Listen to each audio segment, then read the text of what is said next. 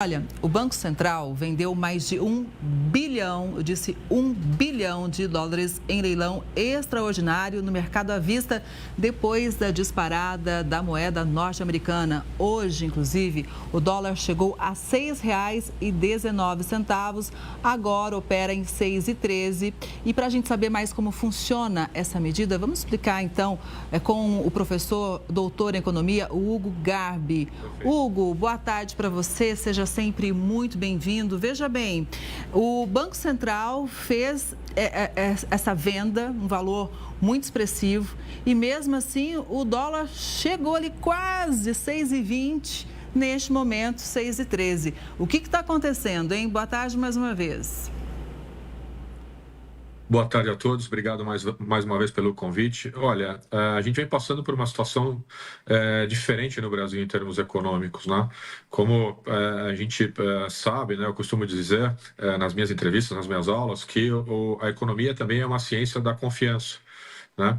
E o governo apresentou no passado recente, há uma semana, 2 semanas atrás, um pacote fiscal, né, uma redução de custos proposta pelo governo que não foi bem aceita pelo mercado, né? E o que a gente pode considerar como mercado? Os investidores, tanto aqui no Brasil como fora, né? Então, o investidor estrangeiro ele é muito importante para o Brasil. Quase 60% do que a gente tem de dólar aqui no Brasil vem de fora. E esse movimento de alta do dólar é um sinal, né, uma sinalização do investidor estrangeiro tirando o seu dinheiro com medo do que pode acontecer no Brasil daqui para frente. Então, quando o Banco Central entra com o leilão de dólar, o que ele está fazendo? Ele está jogando mais dólar no mercado para equalizar a oferta e a demanda da moeda estrangeira aqui no Brasil. Então, o que isso significa? Mesmo colocando mais 1,3 bilhão de dólares aqui no mercado para tentar deixar mais dólar aqui no mercado e equalizar e diminuir essa pressão no preço final do dólar, na cotação do dólar. Inclusive, eu acho importante a gente já pegar o gancho e explicar um pouquinho para quem acompanha o Conexão o seguinte: o Banco Central ele tem 3 maneiras para tentar conter o avanço do dólar. Ou seja, pode ter a venda direta, pode fazer o leilão e pode também fazer intervenções junto ao câmbio, né? Por que essas 3 formas não são usadas de uma única vez ou quando elas devem ser usadas? Até para a gente entender, né, essas ferramentas que o Banco Central tem para tentar evitar que o dólar dispare ainda mais. A ferramenta mais utilizada do Banco Central, que a gente pode dizer, chama swap de câmbio. É quando o governo ele pode tanto controlar a escalada do dólar para cima como para baixo. Ou seja, quando ele quer, como nesse momento, né, ou seja, nesse cenário econômico que nós estamos vivendo, o dólar está subindo muito, ou seja, você tem uma fuga de dólares do Brasil, né, o Banco Central, o que ele faz? Ele coloca mais dólar no mercado, ele tem esse poder, né? Ele tem essa ferramenta, esse instrumento para pressionar o dólar para baixo. O oposto também é verdadeiro, né? Quando o dólar está muito baixo, né, ele compra dólares, tira dólar de circulação para aumentar essa cotação. Mas, né, mas o que é importante salientar, né? O Brasil tem uma reserva muito grande de dólar. Então, a gente foi fazendo essa poupança ao longo dos anos. Nós somos um dos países do mundo que tem ali a maior reserva de dólar, né, do mundo. Então, a gente está bem posicionado, está longe ainda de uma crise econômica grave. E o Banco Central tem poder de fogo para colocar mais dólar no mercado e pressionar esse dólar para baixo.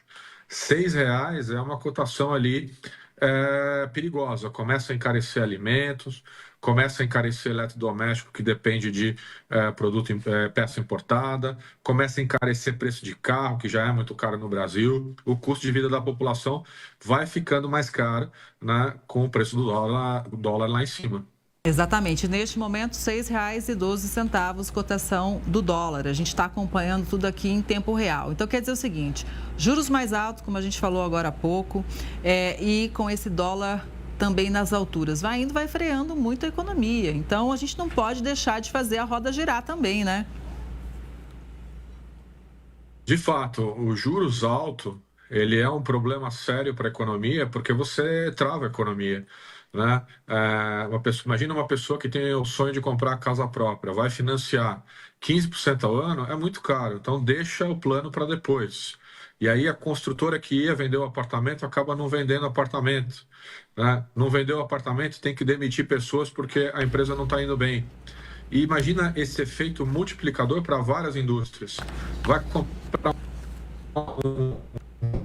um carro, fica tudo, né? Prejudica a indústria. Diversas indústrias dependem da taxa de juros para poder financiar os seus equipamentos, né?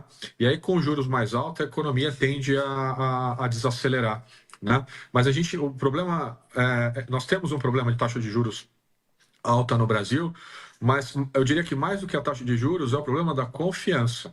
Né? Esse governo ele não está passando a confiança necessária, não só estou dizendo aqui para o Brasil, não, para o mundo todo. Né? Quando fica ali 1 mês e meio, 2 meses para apresentar um pacote de redução de gastos e, na verdade, não apresenta absolutamente nada, né? Ou seja, o pacote de gastos que queria apresentar não foi um corte na carne, mas sim uma redução do que ele ia gastar nos próximos anos, acaba sendo uma grande decepção e a gente está sentindo reflexo hoje na economia. Importante que em 2025 e 2026 o governo faça a lição de casa.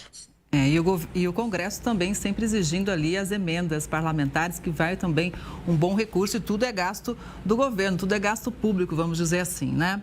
Agora, vamos focar nesse momento de fim de ano, muita gente já pensando nas festas, e a notícia é o seguinte: nesse cenário todo, a ceia de Natal vai ficar quase 20% mais cara nesse ano, viu? Principalmente porque as carnes tiveram aumento de preço. A carne de porco foi a que mais aumentou, 17,16% no acumulado dos últimos 12 meses, seguida pelos cortes bovinos e de frango. Os dados foram divulgados pelo IPCA, o Índice Nacional de Preços ao Consumidor Amplo. Bom, alguns aumentos de outras pesquisas por estado, às vezes esse índice pode até ser maior, variar de região para região, mas a gente foi pelo IPCA para dar um parâmetro básico geral para o Brasil. O que justifica, então, essa alta? É esse cenário todo que a gente vem explicando aqui, hein, Hugo? Olha, eu diria que é a tempestade perfeita, entre aspas, sabe? Porque, veja, com a alta do dólar, né, o Brasil é um grande exportador de carne, né? Então, nós temos dois grandes fatores aí. O primeiro e o determinante foi essa escalada do dólar. O Brasil é um grande exportador de carne bovina e de carne suína, né? Então, quando o produtor rural vê que ele pode ganhar mais dinheiro, que vai ser mais lucrativo ele exportar essa carne, porque ele vai ganhar em dólar, ele vai ganhar mais exportando, ele prefere vendendo. Então você tem uma menor oferta de carne no Brasil, de proteína animal, que acaba encarecendo o preço. Menor oferta, maior o preço, tá?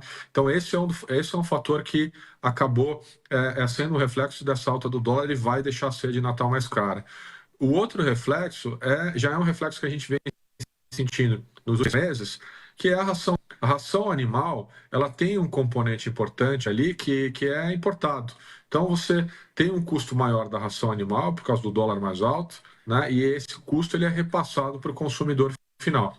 Então, infelizmente, esse cenário econômico agora do final do ano acaba refletindo no bolso, né, das famílias que vão comprar ali sua ceia, para a dona de casa que vai fazer a pesquisa, vai ver que está tudo mais caro, mas acaba sendo reflexo do cenário econômico que a gente está vivendo. E aí vale aquela lei da oferta e da procura, e a gente tem que pesquisar bastante, né, Hugo? Eu acho que aquele orçamento doméstico, a dona de casa tem que pesquisar e procurar realmente opções mais em conta que cabem no bolso, que ninguém vai deixar de fazer ali uma ceia, uma reunião com a família, mas é importante pesquisar preço, né? Tem que pesquisar, né? Às vezes, pela internet, hoje você consegue buscar uma oferta ou outra dentro do supermercado, não precisa sair de casa, né, para ir no supermercado para fazer a pesquisa. Às vezes, pela internet, você consegue fazer buscas ali, anotar no caderno caderninho e ir até o supermercado aproveitar uma promoção. Mais próximo da ceia, às vezes tem alguma promoção ou outra, né, entre aspas, liquidação daqueles produtos de Natal. Então, ficar atento também, né, porque quanto mais perto do Natal também, não dá para deixar para a última hora, né, mas também ficar atento ali, uma promoção ou outra próxima do Natal, acaba tendo algumas oportunidades também. Bruno, eu vou confessar um negócio. Eu estou com o radar ligado sempre em promoção. É importante, faz muita diferença. E você vai somando os itens no final do mês, você vê que realmente a economia é grande, viu? Tem que ficar muito atento. Muito obrigada, viu, pela análise e pelos dados. Uma boa tarde para você. Até a próxima. Uma boa tarde a todos. Até a próxima.